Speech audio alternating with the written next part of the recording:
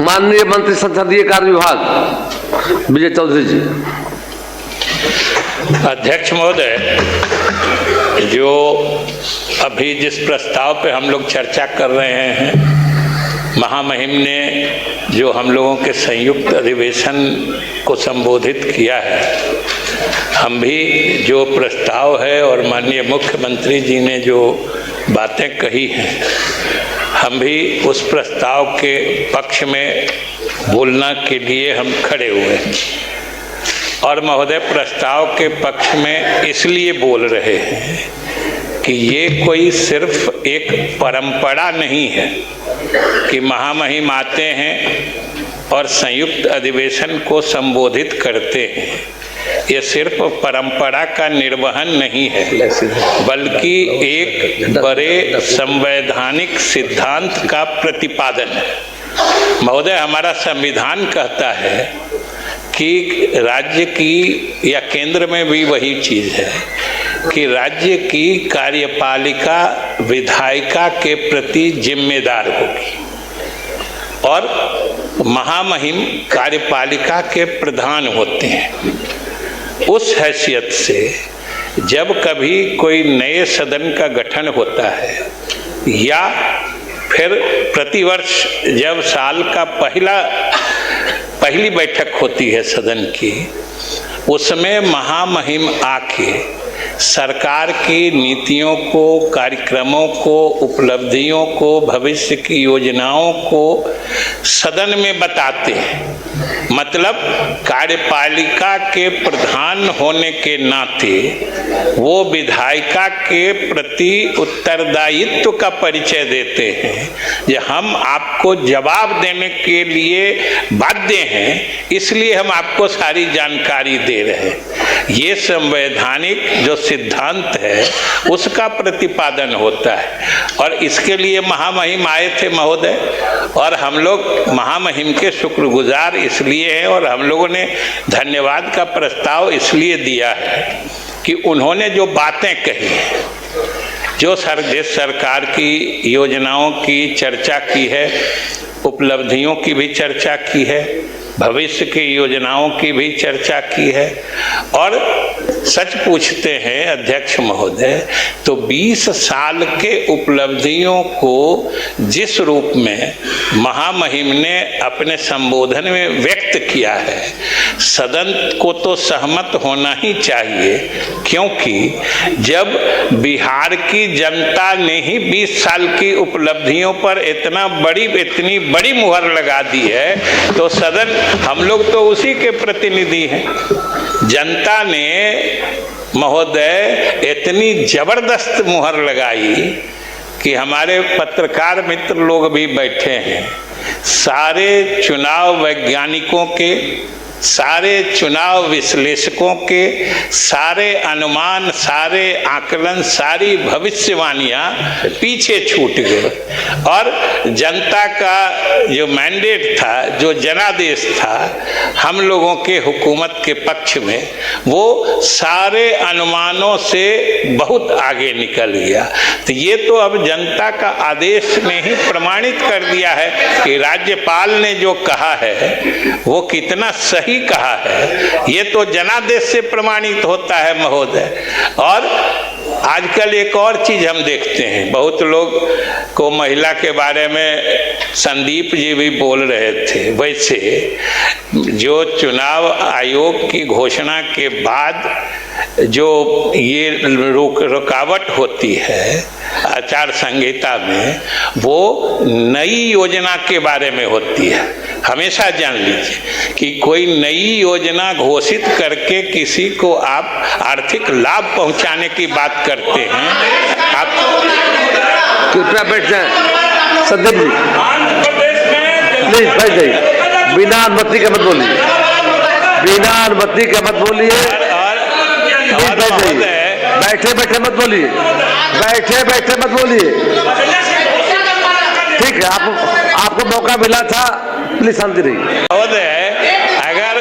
अगर ऐसी ऐसी बात हो तो सरकार के लाखों कर्मचारी हैं, जब चुनाव की घोषणा हो जाए, आचार संहिता लागू हो जाए, तो उनको महीने का वेतन भी नहीं दिया जाए कि वेतन दे देंगे तो अलग चीज है। और ये नई योजना के लागू करने के बाद योजना को ऑन गोइंग चालू योजना में देने में कोई रुकावट नहीं है, कोर्ट का फैसला हो चुका है, ये जान लीजिए। नई योजना करके उसको रोकना, खैर महोदय उसमें नहीं बात जानी है। हम ये कह रहे थे महोदय कि हम दूसरी बात कह रहे थे, बिना अनुमति के न बोले प्लीज, बिना अनुमति के न बोले, आसन से अनुमति लेके बोले। मेरा हम दूसरी बात कह रहे थे, हम तो सिर्फ एक उदाहरण दे रहे थे कि आजकल इस जनादेश के एक अति सरलीकृत व्याख्या का प्रचलन हो गया कि सारे इस जनादेश के मूल में इनको सिर्फ महिला रोजगार योजना ही दिखती है महोदय। बल्कि जान लीजिए वो तो तात्कालिक कारण थे, इसके बुनियादी कारण 20 साल की उपलब्धियां हैं। 20 साल में आप लोग तो SIR करते करते हमारे जो मुख्य चुनाव आयुक्त हैं ज्ञानेश कुमार जी, उनकी विश्वसनीयता इतनी बढ़ा दी कि वो अंतर्राष्ट्रीय चुनावी संस्था के प्रधान नियुक्त हो गए। ये समझ लीजिए। आप लोग तो इतना महोदय, इतना मिथ्या फरेबी आरोप इन्होंने ज्ञानेश कुमार पे लगाया, एक मिसाल नहीं दे पाए, एक उदाहरण नहीं दे पाए, लेकिन कितना वोट चोरी का नारा लगाए, एक वोट चोरी साबित कर सके। और यही हमारे मुख्य चुनाव आयुक्त का सबसे बड़ा प्रमाण पत्र हो गया और आज वो अंतर्राष्ट्रीय संस्था के प्रधान बन गए महोदय ज्ञानेश कुमार। और हम तो ये कह रहे थे कि भाई ये 20 साल की उपलब्धियां हैं, पूरे चुनाव में एक कोने से नहीं आवाज आ रही थी जो सरकार या मुख्यमंत्री के खिलाफ एक आवाज थी। मुझे याद है यहीं पे 2 साल पहले करीब, अरे बच्चे आप बोल रहे थे तो हम बोल रहे थे। संदीप जी प्लीज, संदीप जी बिना अनुमति के न बोले महोदय, आसन से अनुमति लेने पर बोल रहे थे तो हम टोका नहीं करें महोदय। प्लीज, हमको याद है इसी सदन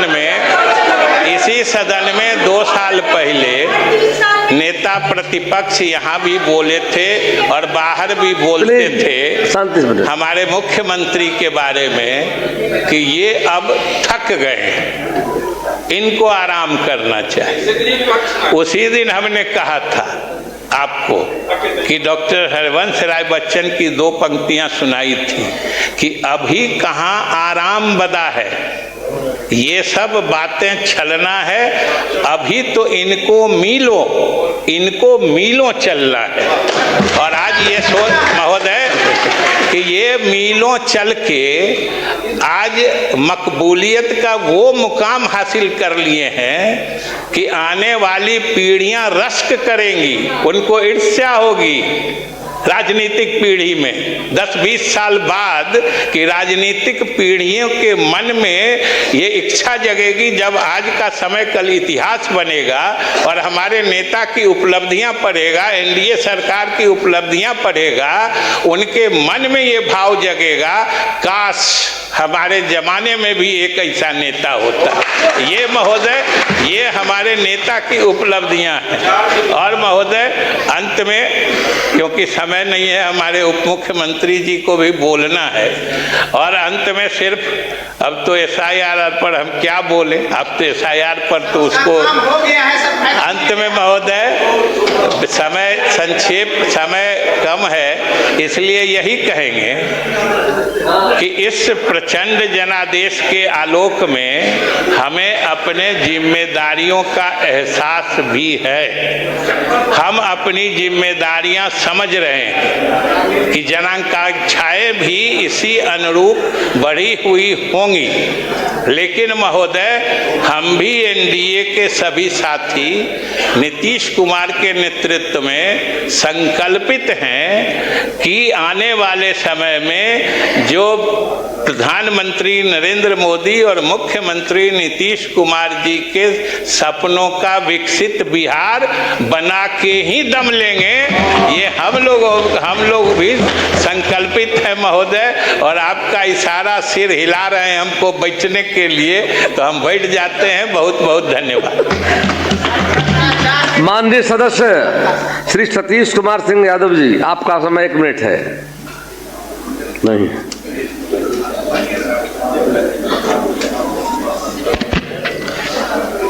धन्यवाद अध्यक्ष महोदय जी। हमको समय बहुत कम है, तो मैं आपको धन्यवाद देते हुए मैं अपनी बात रखता हूं। पिछले कार्यकाल में सरकार ने कहा था कि हर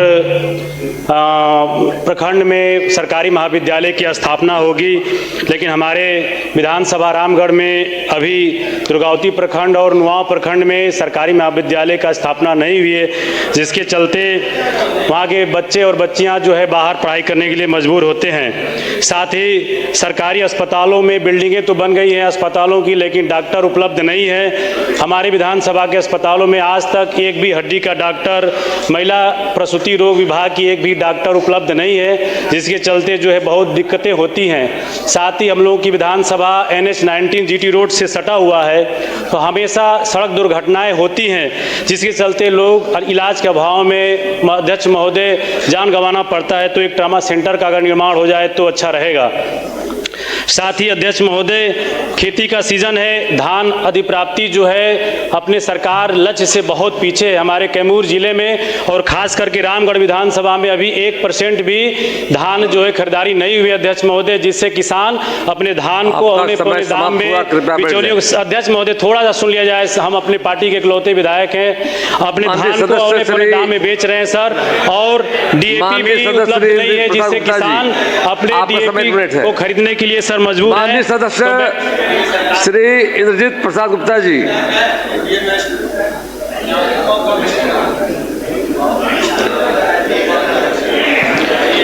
Thank you, Mr. Speaker.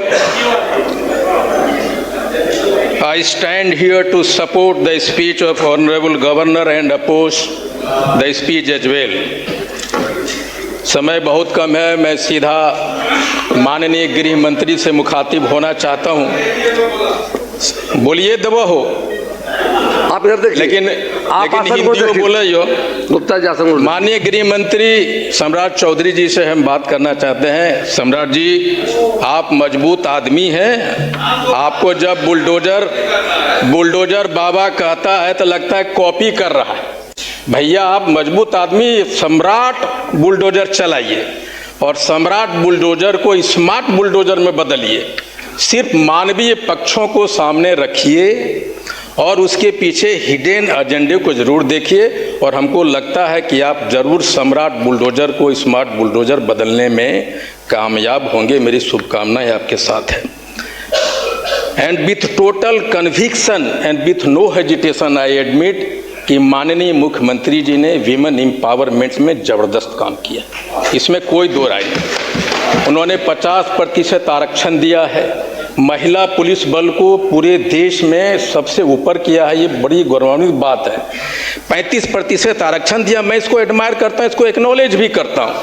लेकिन जब हर घर हर महिला को रोजगार देने की बात आपने कही है और 1,56,00,000 महिलाओं को आपने दिया है, लेकिन स्पीच में एक बात गवर्नर साहब ने कही कि जो अच्छा काम करेगा महिला उसको 1,90,000 देंगे। सर 1 मिनट, तो उसमें जो पेच है सरकार से हम ये जानना चाहते हैं, जो पेच है सर। 1 मिनट सर, इकलौता आदमी है सर, बड़ा गरीब आदमी, बोलने दीजिए सर। 1 मिनट और बोलने दीजिए सर। हम चाहते हैं माननीय महिला का अधिकार मत छीनिए, महिला खड़ी हो गई। माननीय अध्यक्ष महोदय, मैं बाराचट्टी विधानसभा क्षेत्र की महान जनता को मैं धन्यवाद देती हूँ। तथा हम पार्टी की ओर से इस गरिमामयी सदन के माध्यम से माननीय आगे मौका मिलेगा, राज्यपाल महोदय द्वारा आगे मिलेगा। प्रस्तुत प्रेरणादायी, दूरदर्शी एवं विकासोन्मुख अभिभाषण के लिए हार्दिक धन्यवाद ज्ञापन करती हूँ और आपको भी विधानसभा अध्यक्ष बनने की ढेर सारी बधाई देती हूँ। माननीय मुख्यमंत्री जी 10वीं बार मुख्यमंत्री बने, इसके लिए भी बधाई देती हूँ। हमारे देश के यशस्वी प्रधानमंत्री को भी मैं धन्यवाद देती हूँ। सभी माननीय विधायक गण को भी धन्यवाद। गृह मंत्री तथा उप मुख्यमंत्री महोदय को भी बहुत बहुत धन्यवाद। माननीय राज्यपाल महोदय के ने अभिभाषण में जिस प्रकार राज्य के सामाजिक, आर्थिक और प्रशासनिक विकास की समग्र तस्वीर प्रस्तुत की है, वह न केवल सरकार की उपलब्धियों को दर्शाती है बल्कि भविष्य की स्पष्ट दिशा भी तय करती है। यह अभिभाषण केवल औपचारिक वक्तव्य नहीं बल्कि राज्य के विकास का एक ठोस रोड मैप। आपका समय समाप्त हुआ, कृपया बैठ जाएं। अब सरकार को उत्तर होगा, आगे मौका मिलेगा, आगे फिर मौका मिलेगा। अब सरकार का उत्तर होगा। माननीय उप मुख्यमंत्री श्री सम्राट चौधरी जी। माननीय अध्यक्ष महोदय, महामहिम राज्यपाल के अभिभाषण के धन्यवाद प्रस्ताव वाद विवाद में के सरकार के उत्तर की ओर से, सरकार की ओर से जवाब में और लगभग 14 माननीय सदस्यों ने, माननीय मुख्यमंत्री जी ने विशेष तौर पर अपनी बात रखी।